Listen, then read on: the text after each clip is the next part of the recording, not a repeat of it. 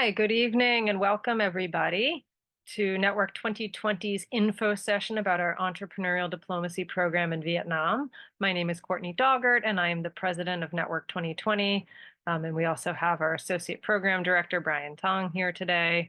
And we are very excited to introduce to you all Network 2020's entrepreneurial diplomacy program in Vietnam.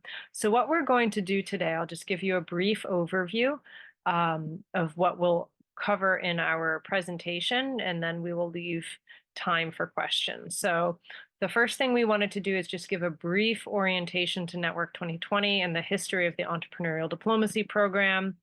Then we'll talk about the description and the outcomes of the program that we're launching in Vietnam. And then lastly, we'll talk about the benefits, roles, and responsibilities of the Vietnam fellows that we're looking for. And then after that, we'll leave time for questions. And as a reminder, we're also recording this info session. So if you can't attend the full thing, or you might want to share it with somebody you know who would be interested, we'll be circulating this and uploading it after to our YouTube channel so you can see the full presentation then. So with that, we'll dive right into Network 2020 and the history of the entrepreneurial diplomacy program. So Network 2020, we're a New York-based nonprofit. We're 20 years old, and we're really focused on bridging the gap between the private sector and the international affairs worlds. And so we're really trying to pull together our network of entrepreneurial, established, and emerging leaders to highlight and drive innovative solutions to critical geopolitical challenges. So that's Network 2020 in a nutshell. The Entrepreneurial Diplomacy Program is one of our oldest programs. So when we started 20 years ago, this was in the wake of the September 11th attacks and the subsequent invasion of Iraq. And the thinking behind Network 2020 was, how can we bring more non-traditional voices into questions and debates around international affairs and foreign policy? And at that time, we established the Entrepreneurial Diplomacy Program to really try to build bridges between next generation leaders in the United States and their counterparts in majority Muslim countries at the time. That was what our focus was, given the geopolitical situation. And over time, we've really morphed and grown the program to try to apply the entrepreneurial spirit to international affairs questions by, as I said, uncovering innovative ideas and solutions. And so this is a qualitative research program conducted by an interdisciplinary group of people. And we're really looking at challenges through the lens of solutions that lie in the private sector. And so what we do with the program is, actually, I'll stay on this slide for a moment, is we conduct a lot of network and research in the beginning in terms of trying to understand the topic in question and speak to as many people as we can to try to get a handle on what the nuances are. Then we take a group to the place in question that we're looking at for qualitative research, about a week to 10 days of interviews. And then after that, and I will get into more of this later on, we will, based on what we hear on the ground, we will really try to leverage that and turn that into some sort of actionable result, whether it's a program or awareness raising or advocacy, but we'll talk a little bit more about that later on. And over time, we've really, because of Network 2020's base in New York and our networks here, we're really focused on what we can do in terms of, as I said, private sector solutions. So the reason why we do this, and this slide I think is really illuminating, we borrowed it from the U.S. Institute for Peace. And this graphic looks at, in post-conflict and transitioning societies, what are some of the factors that are needed? And so there's a lot of different elements that are needed for a society to grow and stabilize, whether it's governance, rule of law, social well-being, security. And what we're really looking at is the sustainable economy piece, and in particular, employment generation and market economy sustainability, and what can be done in terms of building out the private sector and building connections. And so that is how we're approaching this. And as I said before, we start with a global challenge. We do our due diligence. We work on the project. We prepare the project by building out networks. And then we get to the on-the-ground research portion.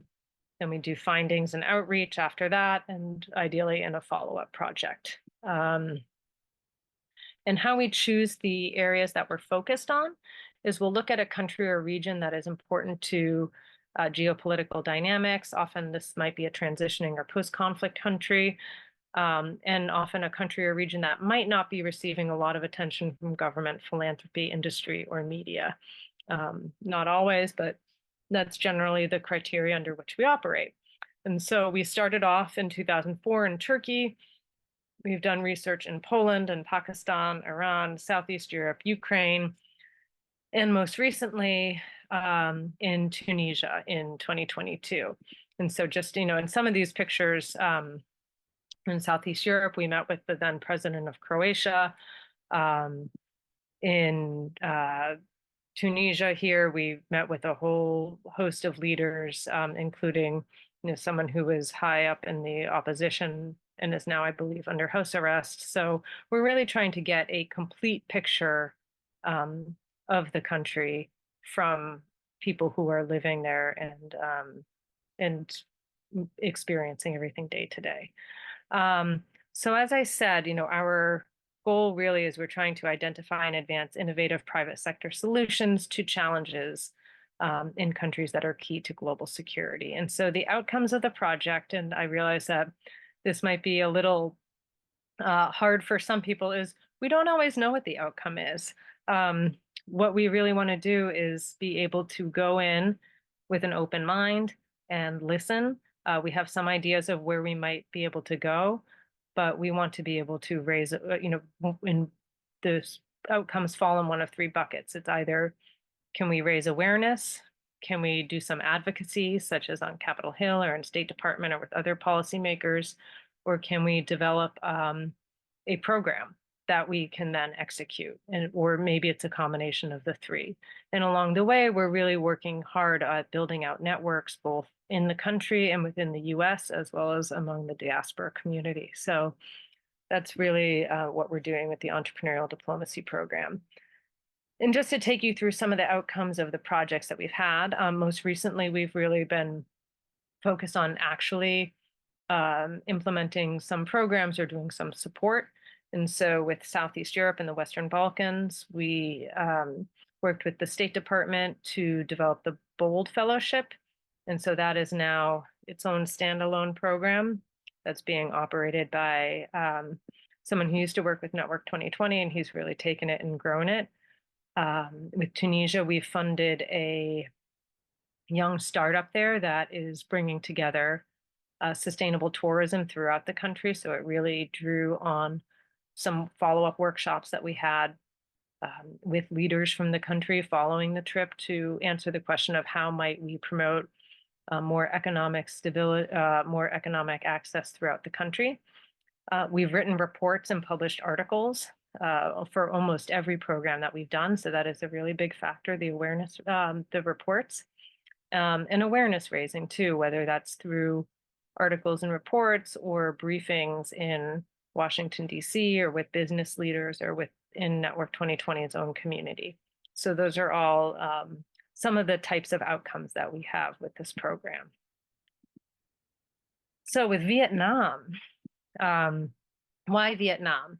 I'm very excited about this program, and the timing, I think, is really key to this. So in September 2023, the United States and Vietnam upgraded their diplomatic partnership, upgraded their relations to a comprehensive strategic partnership, which is actually, they basically skipped a level in relations.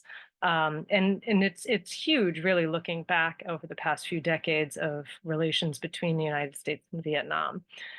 And there's a lot of geopolitical reasons for this. China being the big elephant in the room. And, China also has a strategic comprehensive partnership with Vietnam as well. And so what we really wanted to do with this program is take a look at the US Vietnam's comprehensive strategic partnership a year in and see how can it be more comprehensive. And so that's really the launch point for this one. And I think that there's a lot of really interesting factors to dig into. I won't go through all of the objectives here. We can share those later on. Well, actually, it might actually make sense to do that. I wanted to get to our framing question, but I'll just read through the objectives just so everyone can hear them. So we did want to examine the current state of the US-Vietnam Comprehensive Strategic Partnership, particularly looking at entrepreneurship and innovation. We want to identify opportunities for collaboration and exchange, discuss the challenges and barriers hindering development of entrepreneurship and innovation in Vietnam, and then also propose actionable recommendations. And so all of this we're looking at through the lens of this framing question of a year after the comprehensive strategic partnership, where has progress been made and where is it yet to be made? And how can we make this relationship more comprehensive? So I think that there's a lot of really interesting work to dig into for this, and we're really excited. I think that mapping out what has been done and what still needs to be done is a really critical piece. And I think that it's an area where Network 2020 and this program can really play a role. So this is just a rough timeline. So we're launching the program now. We're planning on doing the on-the-ground portion in November. So between now and then, there'll be a lot of the network building, which we've already started. And then following the program, we're really going to take a look at, okay, what are the next steps? Where do we go from here? And that's along the way, the fellows will be integral in terms of building out the networks, participating in the trip, and then figuring out what the next steps are. The fellowship. So the fellowship is something that we really started with Ukraine, with the Ukraine trip, but in earnest with the Tunisia trip. And so we found that it helps tremendously to have committed and curious individuals who want to volunteer their time and help move this project forward. And so it's really, we're looking for people who can commit the time, who have an interest in this kind of project, and they bring different skills to the table and are willing to work within a program that is somewhat open-ended like this one. And one that emphasizes listening and curiosity. So I think that that is really critical. The candidate profile. So there are no age, nationality, location, or professional qualifications required, but we're generally looking for early or mid-career professionals. They can work in a range of sectors from international affairs to business development, startups, entrepreneurship, environment, technology, agriculture, just to name a few that would be particularly relevant in this case. Finance as well. Someone that might have a basic understanding of, interest in, or connections in Vietnam or to the region. And ideally someone that has experience in writing, communication, and research in a professional capacity. So it's pretty open-ended in terms of the qualifications. Ideally, they align with an interest in the region and with the spirit of the project and the goals of the project. So just to name a few, we had some terrific fellows for our Tunisia program. Leah is one. She really works at the intersection of workforce development and education. And so that really came in handy with what we were doing in Tunisia. And she's a phenomenal facilitator and brought those skills to bear, both within the group and with the workshops that we ran virtually after. We also have Dario Vasquez, and he has a lot of experience with entrepreneurship in Tunisia in particular. And so that aligned really nicely with the program goals. And everyone has really stayed involved in the Tunisia project as it evolves and moves on to its sort of final phase. We had Pichet and Numalo, who brought really strong research skills as well to the region, to the project, and research skills within the region. So we had a really terrific grouping. They were all different. They all brought different skills, and they all were relevant in some way, shape, or form to the project that we had in Tunisia. Benefits, roles, and responsibilities. So as a fellow, fellows will receive I think that the really wonderful, tangible reward is the trip to Vietnam with all in-country lodging, transport, food costs, as well as round-trip airfare covered. So that's a way of, really being able to get on the ground and do something interesting along the way, and both the lead up and the follow-up. We find that this really is an amazing opportunity to build out a network of leaders in academia, civil society, business, media, as well as in government, both in the United States and in Vietnam. And so it's an amazing opportunity to build a network and to really learn, to be able to produce reports and articles under your name. You can get skills and experience in policy advocacy. And I think in general, this provides really amazing skills that can be applied to a variety of professions. So there are really, I think, a lot of benefits to taking on a very substantive, network-heavy project like this. What we ask is that the fellows commit 10 hours a month from this May until December I can't see that, but probably 2026, to really be a driving force of the project as an individual and within the team itself. Help develop a broad network within the public and private sectors, leaders and organizations. So network building is incredibly important. Help us in developing an outreach strategy to really raise the level of awareness about what we're doing, and serve as an ambassador of Network 2020 in the project as well. What Network 2020 will do is provide access to all of our resources. We'll provide the overall program structure and feedback, and really, I think especially in the case of Vietnam, we're going to be right there along with you in terms of conducting interviews and doing outreach and setting the pace of the project, and will be an ongoing platform to highlight findings from the entrepreneurial diplomacy program through our virtual briefings, through our social media, et cetera. Next steps. In terms of next steps to apply, we ask that you all apply. It's, I think, the application itself is hopefully fairly easy to fill out. We're really trying to understand why it is that you're applying, what your connections are potentially to the region if you have some, what unique skills that you might be able to bring to bear that would be applicable in this case.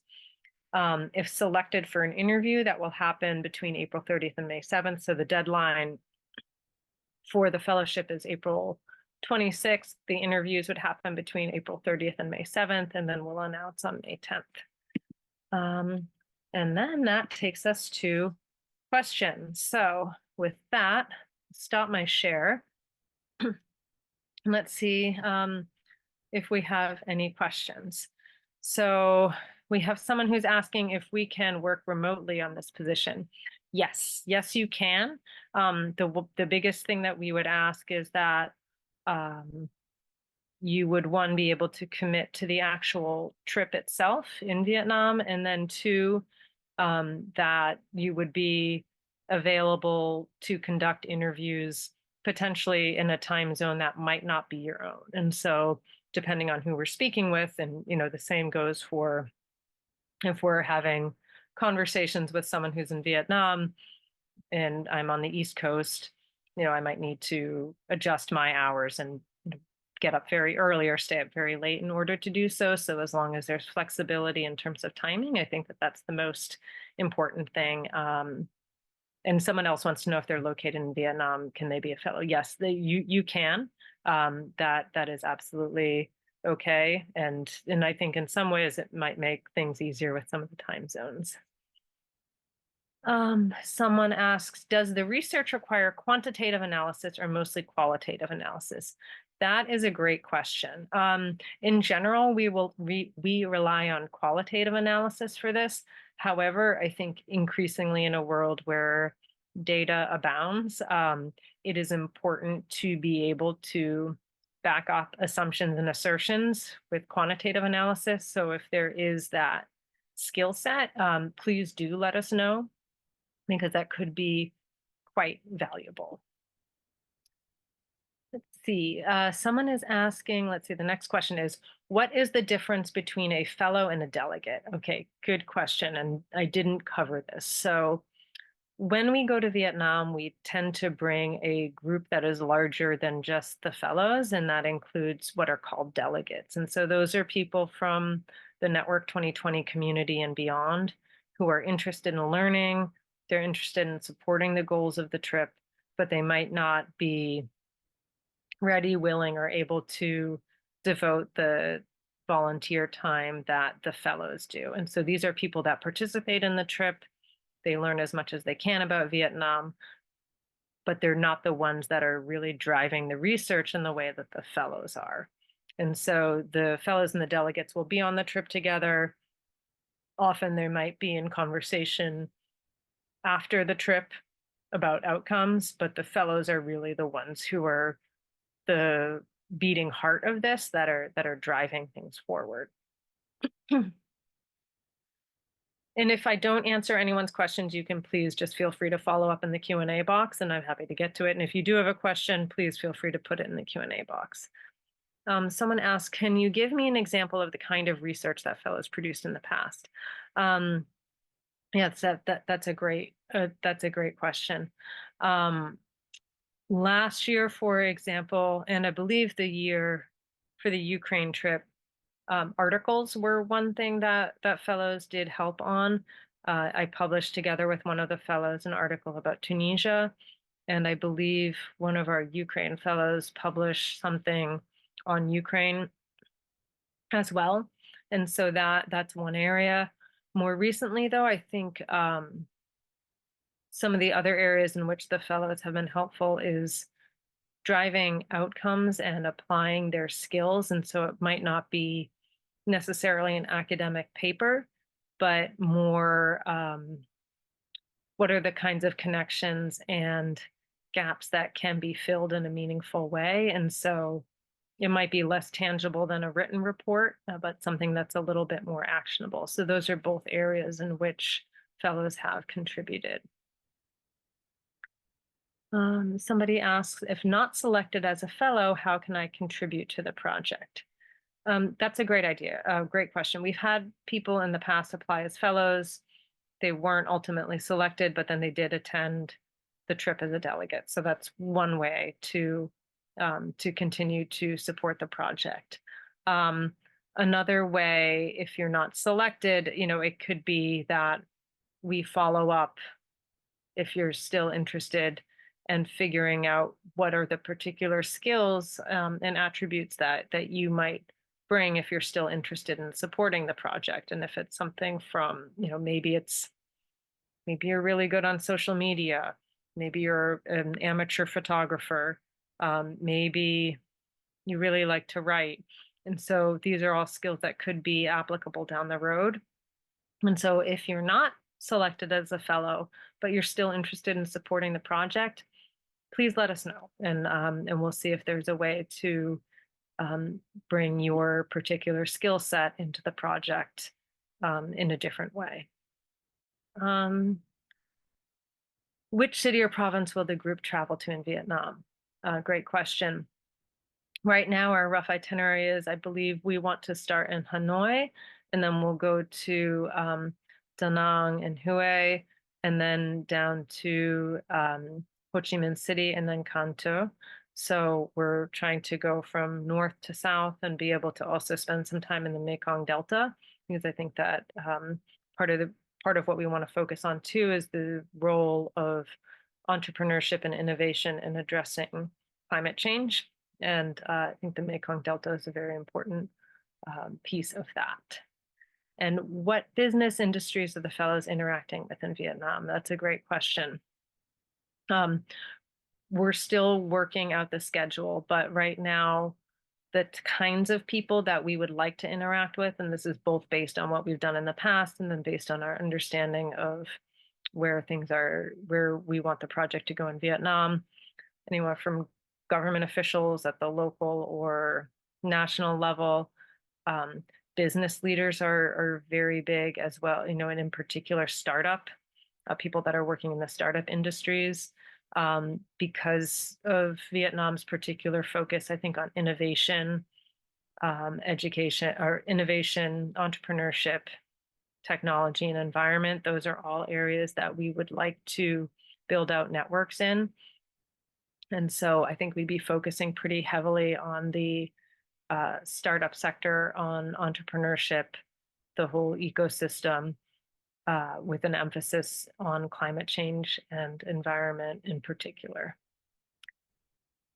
And then we have a question, how would Network 2020 evaluate a candidate's previous experiences in country or legacy programs? So if you've previously had experience in a country, I think it can be quite helpful. We're not looking for someone who's necessarily a clean slate, although that's not any strike against you either. But if you have experience in the region and can bring networks and insights to bear on the program, then that is definitely helpful. And that, I think, might be the end of the questions, unless there is anything else. I hope I answered everybody's questions. They're all great questions. Let's see. Did that cover it for everybody? I think so. Good. Okay. All right. If we don't have any more questions, then I think in the chat, if you're interested, we have posted the link to the application. And again, the deadline is April 26th.